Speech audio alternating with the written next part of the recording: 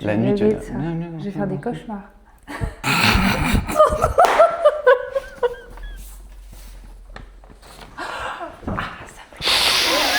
Vous voyez, hydratez-vous bien, parce que là, il y a des crampes et ça manque d'hydratation. C'est pas mal déjà.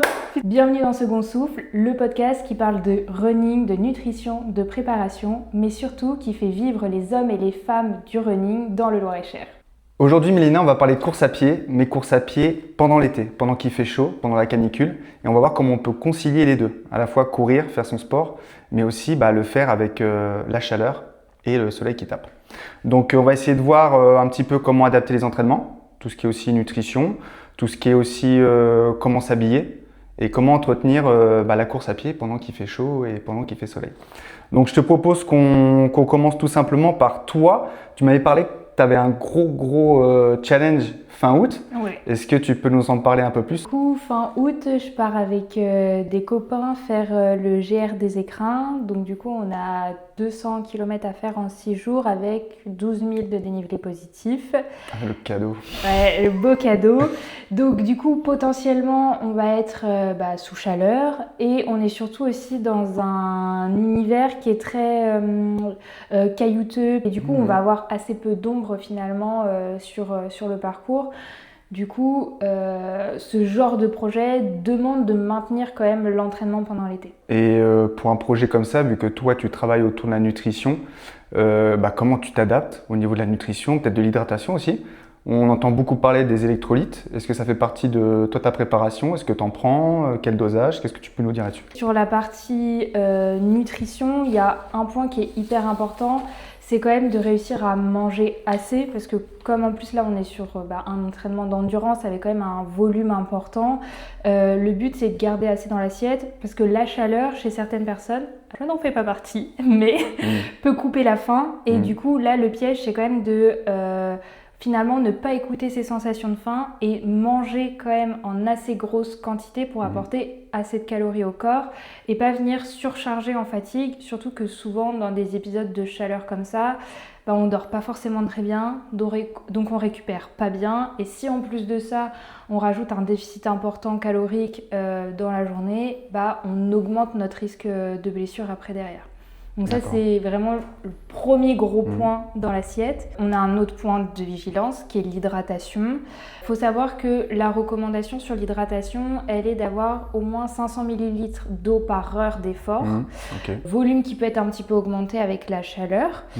Le but, c'est pas non plus de trop boire et il faut aussi penser à boire en dehors des entraînements. Ça, c'est aussi un point qui est hyper important. C'est pas souvent simple. Ouais, c'est pas forcément évident. Donc, quand on n'y arrive pas, on peut par exemple mettre des petits rappels sur le téléphone. On a quasiment tous des montres connectées, donc ça peut être aussi sur la montre qu'on vient mettre des rappels pour essayer de boire assez. Et là, c'est pareil, on a une recommandation qui existe, qui est d'avoir à peu près 30 ml d'eau par kilo de poids de corps par jour en dehors des séances de sport. Donc ça permet aussi de calculer notre volume d'eau qu'on est censé consommer dans la journée. Donc ça, c'est plutôt intéressant. Ok, je connaissais pas, tu vois. C'est des recommandations qui permettent vraiment de venir un peu plus personnaliser les 1,5 litre d'eau qu'on entend à droite à gauche et finalement qui sont plutôt une moyenne mais qui ont besoin d'être adaptées à la corpulence de chacun à chaque fois. D'accord. Il faut savoir à quoi ça sert de boire.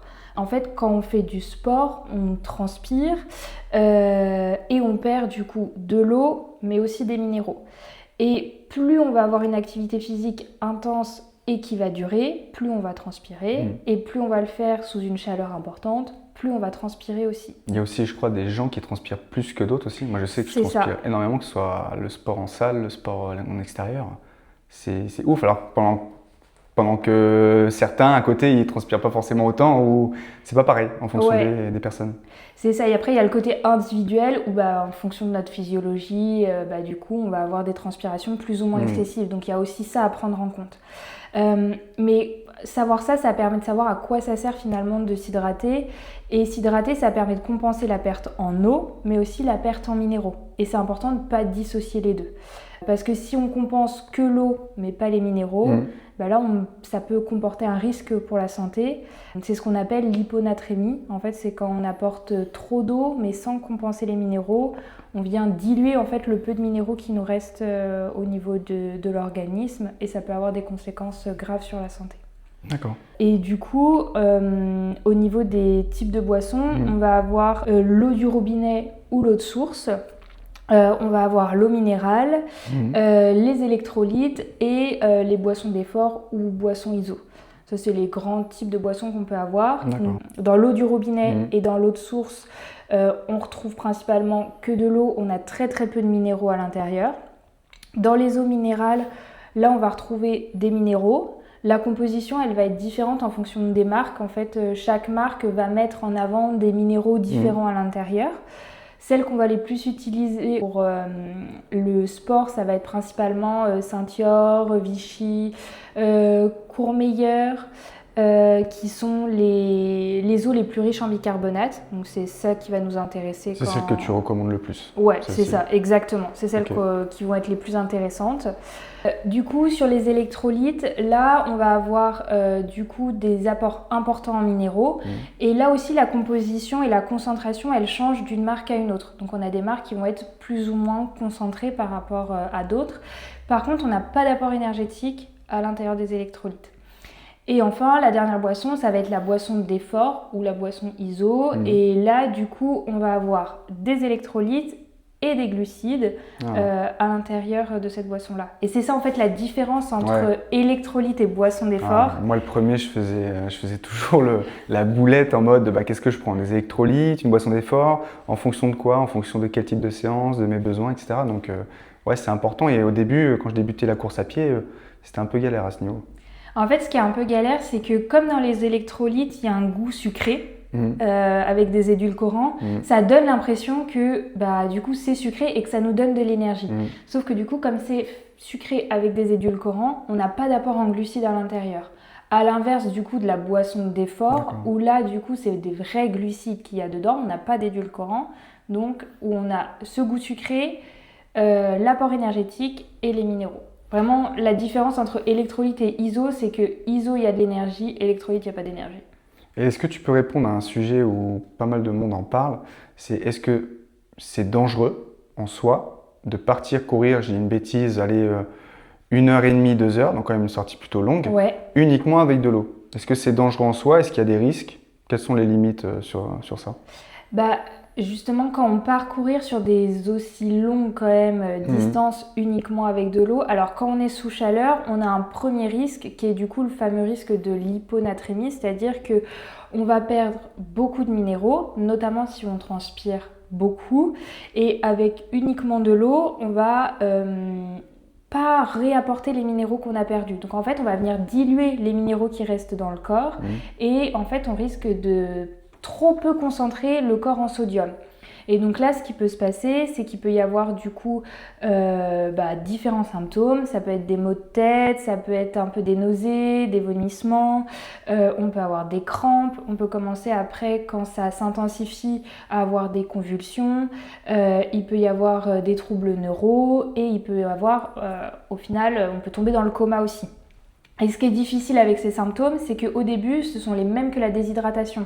Donc en fait, on va avoir tendance à se dire « Ah je commence à me sentir pas très bien, j'ai un peu mal à la tête, il fait chaud, c'est que j'ai pas dû boire assez, donc je vais reboire encore plus. » Et en fait, on accentue le problème. Parce que ce qui nous manque, c'est pas de l'eau, c'est vraiment des minéraux. Donc là, on peut déjà avoir ce côté qui est quand même assez dangereux. Et il faut savoir que l'hyponatrémie, c'est pas un truc qui est peu commun sur les marathons. Ça touche à peu près 8% des coureurs quand même sur cette distance-là. Pratiquement donc, 1 sur 10. Ouais, c'est quand même assez présent. Et est-ce que je peux, moi par exemple, je sais que par exemple chez mon ami Tanguy, la Fitness Boutique, il y a un goût d'électrolyte que j'adore.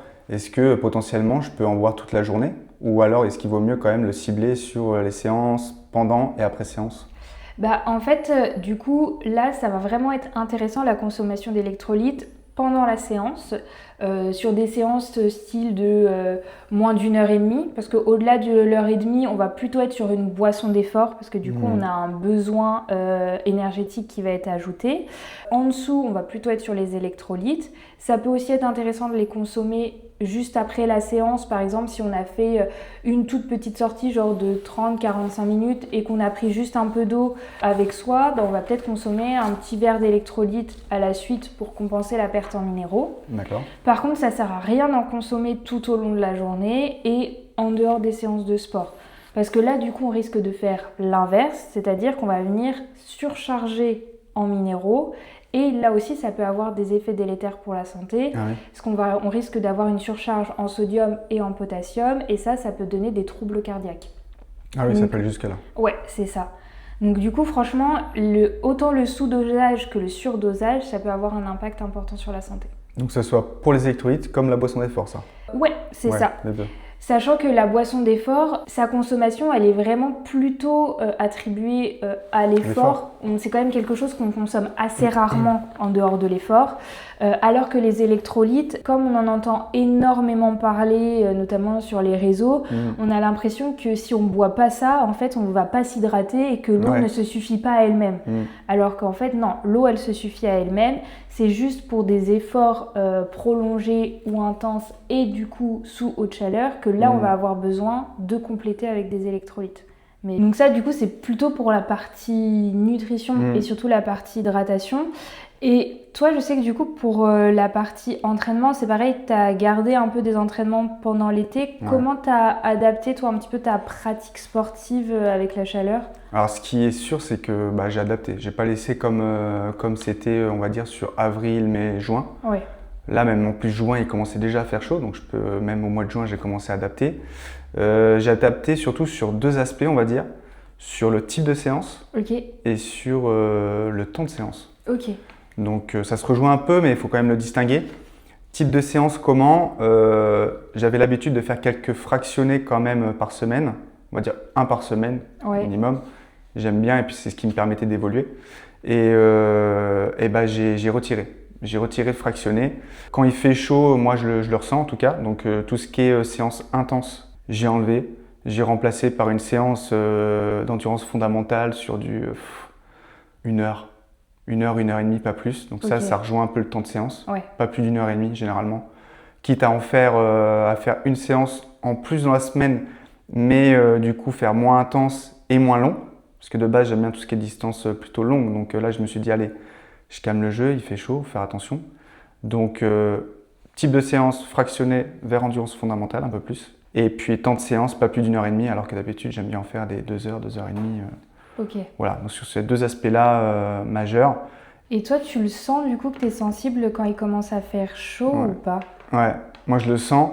Je le sens. Et c'est une anecdote qui est toute bête, mais qu'on a fait le run camp dans le Cantal.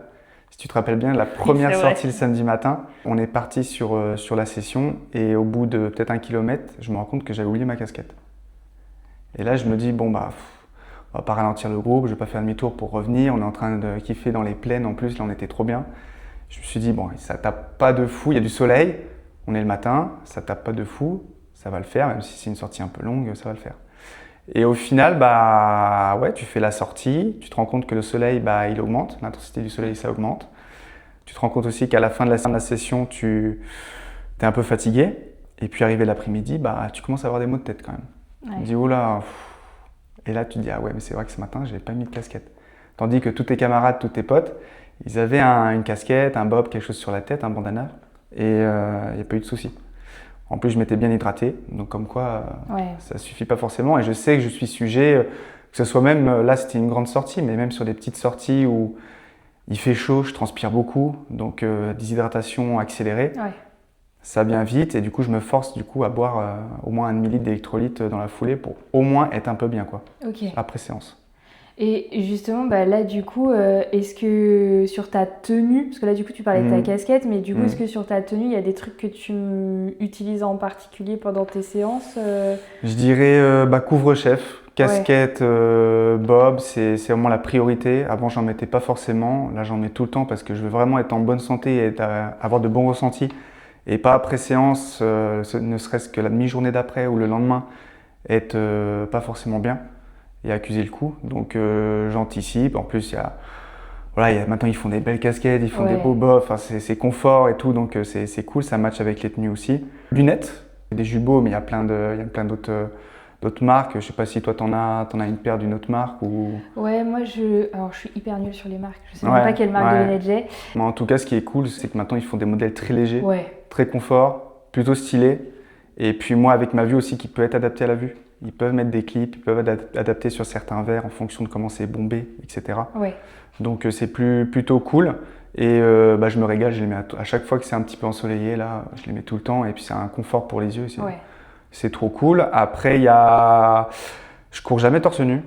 Oui, c'est Ange qui nous avait expliqué ça. Je cours jamais torse nu parce que j'ai vu que c'est scientifiquement prouvé que le fait de courir torse nu accélère la déshydratation et accélère aussi les risques de santé. Ouais. En fait. Donc depuis que j'ai vu ça, je suis matrixé. Je mets tout le temps au moins un t-shirt, je cours pas trop en débardeur. Je préfère aussi protéger les épaules et puis un minimum, même si la matière du t-shirt est légère et plutôt technique. Mais moi je cours pas torse nu, voilà, depuis que j'ai vu ça. Short, toujours en short, on va pas courir en jogging alors qu'il fait au moins 30 degrés dehors en ce moment. Et puis, il y en a pas mal qui parlent de crème solaire. Ouais. Alors, je sais qu'il y a des crèmes solaires qui sont adaptées pour le sport. T'en as qui sont un peu de texture un peu huileuse, mais qui pénètrent la peau et qui sont pas gênantes. Genre parce qu'il y a pas mal de gens qui se plaignent comme quoi après, quand tu t'essuies tout ça, t'en as dans les yeux, c'est pas cool. Je sais qu'il y a des crèmes qui existent et qui font ça. Donc c'est plutôt cool pour toutes les personnes qui pratiquent le sport. C'est agréable et c'est confort. Mais moi, personnellement, j'en mets pas parce que du coup, je suis couvert avec le t-shirt. Après, je sais pas si j'ai les bonnes méthodes ou pas, mais je fonctionne comme ça. Des fois, peut-être, quand il fait vraiment chaud que ça tape et que je vais faire un effort quand même en extérieur, même s'il est court, j'en ai quand même sur les bras. Ouais. Vite fait quand même. Parce que c'est la seule finalement, c'est la seule partie de ton corps qui est exposée avec le bas des jambes. Parce que si tu as la casquette ou le chapeau, tu as le visage plus ou moins qui est protégé avec la nuque, tu as le t-shirt, donc du coup, tu as tout le torse qui est protégé. Et puis donc finalement, tu as peut-être un petit peu moins besoin de crème solaire que quelqu'un qui courrait sans casquette ou sans chapeau ou torse nu. Où là la crème solaire, elle est indispensable en fait pour te protéger du soleil. Et autre anecdote, c'est que pendant mes vacances, du coup, en bord de mer au soleil, j'avais mis de la crème partout sur moi, à la plage, normal. Et je perds l'habitude d'en mettre sur mes jambes. Ok. Je me dis, vas-y, il y a les poils et tout, ça couvre. Que nenni, laisse tomber. Tu termines ton après-midi plage. J'avais un placard de coups de soleil ici, je l'ai eu pendant 2-3 jours. Du coup, je me forçais à mettre bien fine et puis à remettre de la crème quand je ressortais. Mais comme quoi, oublier tout ce qui est poils, ça protège ou autre solution ou autre excuse, faut bien faire attention parce qu'en plus, certes, des fois, c'est un peu chiant de mettre la crème solaire, mais voilà, faut penser à bien la mettre et même partout, toutes les zones qui sont à la portée du soleil. Et puis ça prouve que même si on a l'habitude de s'exposer, finalement, on n'est pas protégé du soleil. Et il y a un truc qu'on n'a pas abordé, c'est les heures d'entraînement. Est-ce que toi, tu as changé tes horaires d'entraînement ou pas ? Moi, je sais que j'ai adapté, mais je suis un peu une lève-tôt, ça me dérange pas. Mais Ça, c'est un sacré sujet parce qu'il y en a beaucoup sur la période où il fait chaud et qu'il y a la canicule. Tu as toujours ton groupe de potes qui va te dire ouais, moi je cours avant le boulot. Avant le boulot, je vais courir, il fait plus frais, c'est plus agréable. Ah ouais les gars, je suis d'accord, mais bon, aller courir à 6h du matin avant le boulot, c'est pas facile. Je l'ai fait quelques fois, mais moi j'ai plus de mal le matin. Par contre, je suis plus amené à courir peut-être vers 21h le soir. Ok, ouais. Plutôt par là, même s'il fait encore un peu chaud. Je préfère courir dans ces horaires-là. Le matin, déjà que j'ai un sommeil qui n'est pas très qualitatif en plus avec la chaleur. Je préfère un peu dormir, me laisser du temps le matin, quitte à faire ma petite session après la journée de boulot le soir, un peu plus tard, et qu'après, avec la fatigue un petit peu de l'effort, ça me permet de m'endormir un peu plus tôt, et puis un peu plus tôt, même s'il est tard, mais du coup de pas trop submerger le matin avant le boulot, quoi. Donc j'ai pas trop adapté en termes d'horaire, si ce n'est de courir plus tard le soir. Voilà. Moi, je sais que du coup, alors le week-end, ça m'arrivait d'aller courir genre sur les coups de 11h ou midi. Ça, j'ai carrément abandonné parce que là, il faisait beaucoup trop chaud. Donc c'est garder les extrémités aussi. Soit on est du matin, on va courir le matin avant le travail, soit on est plutôt du soir et on va attendre que le soleil soit couché. Il fait un peu plus chaud le soir que le matin, mais au moins il n'y a plus le soleil et déjà c'est pas mal pour faire de la prévention et rester en bonne santé malgré la pratique sportive, parce que c'est aussi ça qui compte finalement. Après, je sais qu'il y a le bar à Blois, le Petit B, avec qui on avait déjà fait des runs avec le rendez-vous, qui propose en ce moment des petits runs sur le mois d'août, tôt le dimanche matin. Oui, j'ai vu ça. Ouais, donc j'ai pas pu y aller parce que j'étais encore en congé, Ouais. mais j'étais pas dans le coin, mais ultra intéressant pour faire le lever de soleil, pour courir à la fraîche. Et après, ils proposent du coup une petite collation, un petit déj tous ensemble en ville, donc c'est plutôt cool. Mais encore une fois, il faut savoir se motiver un dimanche matin, quand tu fais ta semaine de boulot, un dimanche matin où tu te lèves à 5h, 5h30 pour aller courir à 6h. Pas simple, on le sait, on est tous pareils. Ouais, c'est bien, il faut s'adapter au rythme de chacun en fait. Ouais. Et là du coup, c'est donc avec le Petit B, c'est un parcours en ville qui est conseillé, du moins quand on s'entraîne, quand il commence à y avoir le soleil, c'est quand même de préférer plutôt des zones ombragées pour pouvoir aussi avoir un espace où il fait plus frais et on est moins exposé au soleil. Toi, je sais que tu connais bien le coin. Est-ce que tu as des petits circuits, des petites zones à conseiller du coup pour pouvoir pratiquer plutôt dans une partie ombragée? Ouais, ce qui est sûr, c'est comme tu dis, c'est sur ces périodes-là où il fait chaud, déjà moi instinctivement, j'essaie d'éviter tout ce qui est zone urbaine. Là où tu as accumulation de voitures, circulation, où tu as un environnement qui est conforme et qui, pour la chaleur en fait, qui va accueillir la chaleur et qui va t'en déployer encore plus. Donc ça j'évite, même si du coup je suis un peu mauvais élève sur le coup parce que le rendez-vous, le jeudi soir on fait ça. En bord de Loire, c'est un peu différent, mais on évite tout ce qui est rue en centre-ville. Et pour les petits spots ombragés, moi je sais que j'aime bien la forêt de Russie, du côté de Saint-Gervais. Ouais. On a la chance de l'avoir aussi quand même, qui est pas trop loin de Blois, qui est à côté. Donc ça peut être avec des terrains assez variés, ça peut être des chemins blancs au sein de la forêt, pas découverts en soi, mais ombragés avec les arbres qui sont tout autour.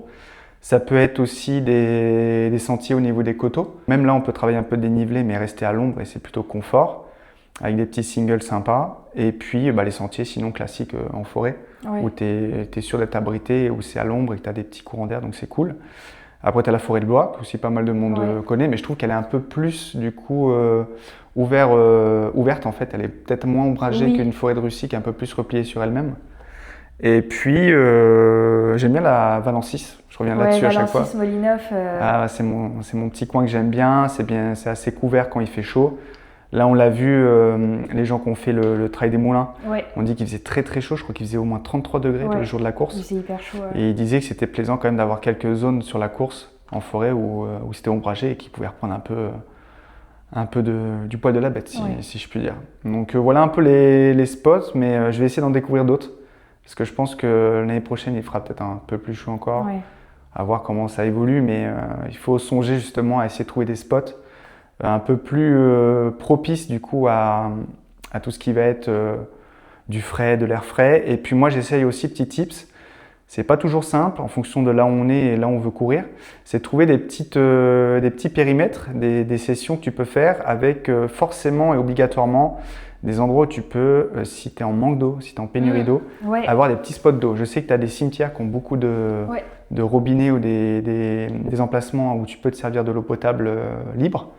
Je sais aussi que tu as forcément des maisons, des habitations, que ce soit en campagne, tout ça. Si tu peux avoir quelques habitations dans le coin, dans le périmètre où tu cours pour demander à un habitant ou à quelqu'un de remplir ta flasque parce que là, tu es vraiment dans le mal. Donc penser à ces petites choses-là, ça peut des fois, je ne vais pas dire sauver une vie parce que c'est dans l'extrême, mais ça peut filer un coup de main et pas être dans la position, la situation où tu es en pénurie d'eau. Parce que l'eau, c'est ultra important, comme tu l'as dit. Ouais, mais c'est hyper important, je trouve, de mettre toutes ces choses bout à bout pour pouvoir s'entraîner en protégeant sa santé, parce que c'est quand même un point important. Mais alors évidemment, là on parle pour des gens qui ont déjà l'habitude de s'entraîner. Si on est novice en course à pied ou qu'on débute le sport, évidemment que les températures caniculaires, c'est pas le meilleur moment pour pouvoir commencer à faire du sport. On risque de mettre sa santé en danger. Pareil, si on a des problématiques de santé, faut quand même toujours demander d'abord l'accord au médecin pour être sûr qu'on ne se met pas en danger aussi. Mais il y a aussi le côté où si jamais on prépare une course ou une échéance qui va avoir lieu dans un univers où il va faire chaud, il faut aussi faire tout ce travail d'adaptation à la chaleur parce que sinon ça peut être quand même vachement dangereux pour le jour de la course, quoi. Bah, c'est sûr que si tu te prépares à courir une course où il fait minimum 30 degrés, air sec, et que tu te dis, bah, allez, je vais préparer ma course, je sais pas, j'ai une bêtise, sur février, mars, avril, avec des périodes où tu as de la pluie, tu as un air plutôt humide, c'est pas les mêmes conditions, donc c'est sûr que ton corps et même ton esprit, je dirais, faut qu'il soit habitué à justement à comprendre dans quel environnement tu vas évoluer lors du jour, le jour de ta course et être habitué, être en confiance. Et même, tu vois, par exemple, sur des trucs comme ça, moi je sais que je fais beaucoup de mes entraînements avant le travail, moi pour le coup, mais je les fais pas que avant le travail parce que si je m'entraîne que à 20-25 degrés à 6 heures du matin, le jour où je dois taper 4 heures d'effort sous 30-35, en fait, je sais plus comment je m'appelle, quoi. Et ça te permet de voir justement de quoi tu as besoin sur ces moments-là. Si tu peux justement déployer l'effort que tu déploies d'habitude ou si tu dois adapter. C'est ça. Niveau nutrition, si tu ressens que tu dois plus boire, si tu dois prendre tel ou tel peut-être produit ou nutrition en plus par rapport à ce que tu prends d'habitude. Donc c'est sûr que il y a plein de choses. Faut se préparer, faut s'entraîner dans les conditions réelles de la course que tu prépares. Puis je trouve que ça permet aussi de bien connaître son corps. Et en fait, c'est ça finalement la clé de tout, c'est que mieux on connaît son corps, mieux on connaît nos limites. Et du coup, on sait aussi quand est-ce qu'il faut ralentir. Parce que c'est pas parce qu'on est en course qu'il faut aller jusqu'à mettre sa santé en danger pour performer. Il faut savoir aussi quand est-ce qu'on doit s'arrêter. Voilà pour cet épisode. Merci de ton attention. En tout cas, nous, on s'est régalé à le créer, à réaliser ce qui est justement autour de l'actualité, autour de la chaleur et de la pratique du sport. N'hésite pas à nous mettre en commentaire tout ce que tu peux nous demander, les sujets podcast que tu aimerais voir. En tout cas, nous, on espère qu'on aura répondu à plusieurs de tes questions. Si jamais tu as des questions complémentaires, n'hésite pas à nous les poser en commentaire. N'hésite pas à t'abonner pour pas louper les autres épisodes. Et puis nous, on se retrouve dans 15 jours. Ciao, ciao. Ciao, ciao.